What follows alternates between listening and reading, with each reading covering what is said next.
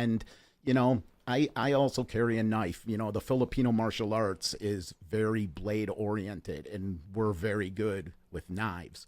And I teach a lot of knife self defense. I've taught the police academy a couple times, knife defense, because it's not like you see in the movies. Knife defense, basically, someone comes up to you and says, "Hey, can you tell me where so and so, where this place is?" And then they just shank you and stab you. And, you have to be ready for stuff. And that, again, is awareness.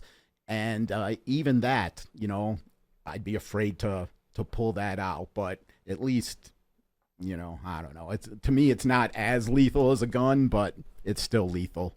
So we talked a little bit earlier about instinct, and it's kind of bringing me to this sort of like mindset that I'm having really for the first time. So bear with me. So you don't have to be an expert in self-defense in order to defend yourself. That's what I'm hearing, correct? Yep.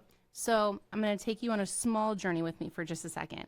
A couple months ago, I was sitting on the floor in my house folding some laundry, and my daughter was sitting near me within like 2 feet, playing with some stuff. All of a sudden, she looks at me and her face is blue. Okay? Her face is blue, her eyes are bulging, and immediately I'm able to pick up on the fact that, oh my God, I must have had some loose change in one of these pockets of the clothes that I was folding. She's got a quarter in her throat. And maybe 10 years before that, I was taking some massage therapy classes, and because of that, we had to do CPR. I had not practiced it. I had not needed to use it ever. My license had all but expired for sure by then.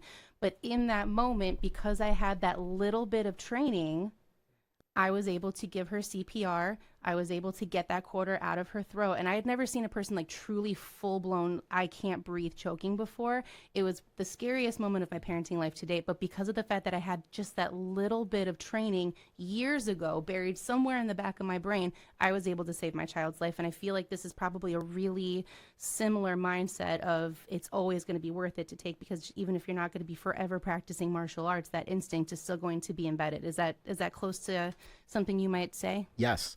Every time you do something, a neuron trail in your brain forms. And the more times you do it, the deeper that trail comes.